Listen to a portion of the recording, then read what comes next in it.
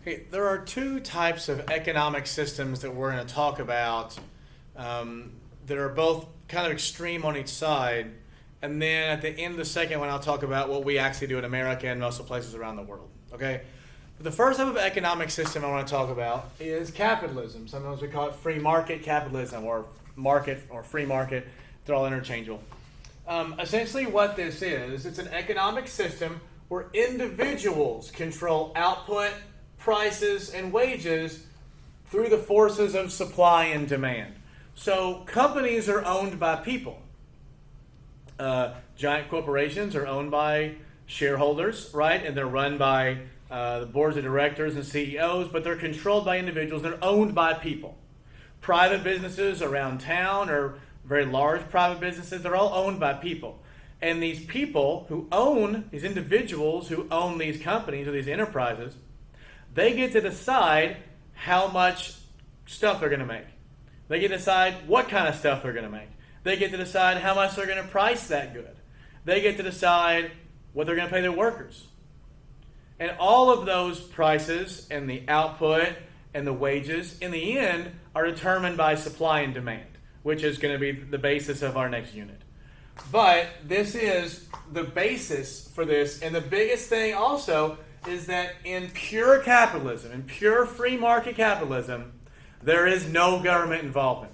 There is no government intervention. There are no regulations.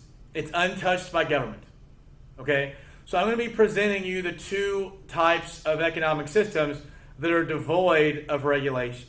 This is devoid of regulation, and the other one is devoid of any kind of market incentives. And then we'll talk about how both actually, pure capitalism and then later pure socialism, are both pretty horrible. They're both pretty horrible. Although what we do in America is we have some free market and we have some regulation. And there are people who think we should have more regulation. Liberals tend to think we should have more regulation. Conservatives tend to think we should have less regulation. Although in this era now, there are actually a lot of conservatives who think we should have more regulation. They just don't call it regulation. So, for example, there are a lot of conservatives, and anybody watching it, this is the summer of 2020. So a lot of conservatives or Trump conservatives have called for more tariffs, right? Tariffs are a form of intervention and traditionally are opposed by capitalists or free market advocates. Trump also is kind of against global trade or international trade.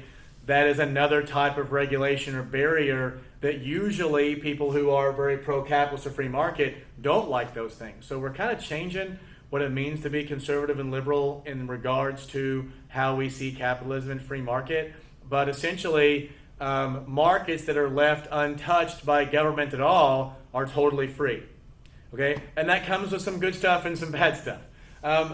So the advantages of doing that, one of the big advantages is there's a lot of wealth creation that's possible.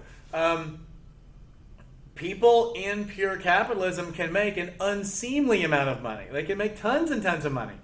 And so that is a benefit to capitalism, is that you can find wealth creation and it can be spread throughout a large part of the country. And so it's something that is unique to market capitalism, is the kind of wealth creation where we have producers and consumers, and these people are producing for consumers to buy stuff, and that has created lots of wealth.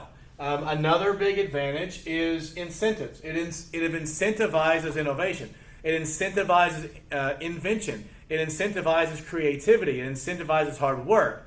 And so these forces tend to make capitalist countries have lots of stuff because producers are trying to come up with ways to reach out to consumers creatively. And so market capitalism tends to incentivize innovation and invention.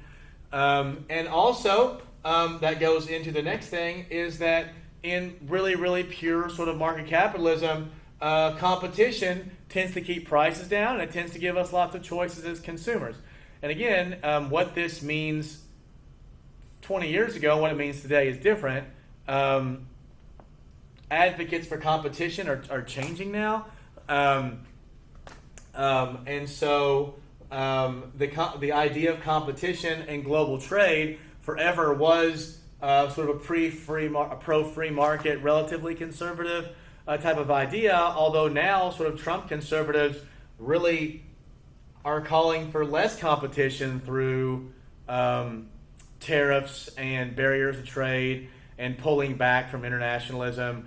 And what that's done is it's actually created less competition, which has been worse for consumers. And that's not me speaking, that's just basic math and reality and the numbers and prices speaking. So these are, in theory, three really good things that come from market capitalism, from the free market. But there are some disadvantages to come along with this too, and this again is unchecked, absolutely no government involvement capitalism. And one, it tends to create social problems for those people who don't have the means to compete. Essentially what they say is it's unfair, it leads to an uneven distribution of wealth. Because as you know, if you start off wealthy, it's a whole lot easier to gain wealth. And so people who start off in poor areas or with poor parents or in dangerous areas or with low education or in violent, whatever, they tend to be a gigantic disadvantage, and it just tends to manifest itself over and over and over, where those who have stuff to begin with continue to gain wealth, and those who don't continue to get poorer and poorer. And that's been something that's been happening in America more and more in the last 50 years. We've seen a bigger and bigger and bigger difference between rich and poor than we've ever seen, and it continues to get worse and worse, and the pandemic isn't going to help that. And not to say it's good or bad, it is mathematically what's happening. It also tends to lead to corruption, in that the wealthier you get, the more power you have, and the more you can control what is good for you. And there's some really good historical examples of this. The sort of unchecked, no intervention capitalism, sort of late 19th century stuff, like with robber barons and monopolists and things like that, they actually got rid of competition, which was bad for consumers. And about 25 people, this leads to number 3, it leads to very few people having lots of money and tons of poor people. And that's what happened in the late 1870s, 1880s, 1890s. You saw people like J.P. Morgan and Rockefeller, Andrew Carnegie, Duke, Stanford, all these, Vanderbilt, all these guys who later had colleges named after them. These guys are controlling these markets, getting rid of competition and enriching themselves, and then using vast amounts of poor people, immigrants, to gain their wealth. You see the same thing in the South. You see the same thing in the South where you have these rich sort of landowners who control a vast population of poor people and continue to gain wealth, and then create laws to keep the poor people staying poor. And that has happened over generations. And so that kind of corruption, 2 and 3 sort of go together. Actually, 1, 2, and 3 sort of go together. And these are some arguments made by liberals that these things actually lead to less competition.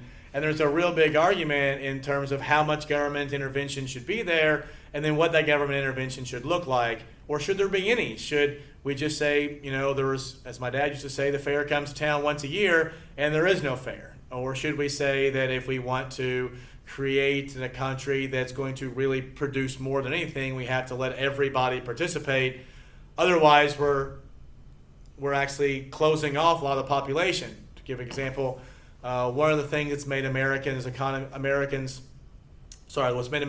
grow and really innovate in the last 30 years is the addition and the concentration of women in the workforce, and bringing in new ideas and new perspectives that have created new markets and tons of new rich people and tons of new jobs. And the more people we bring in that have been left out, the more markets that are created, the more jobs are created, and it's just a different way to look at it. So those are the ways we sort of look at capitalism, the pros, because it can create lots of money and wealth creation, and the big thing here is the incentive to innovate and create, but it also creates some problems. And we'll see the next one creates just as many problems, just from a different perspective.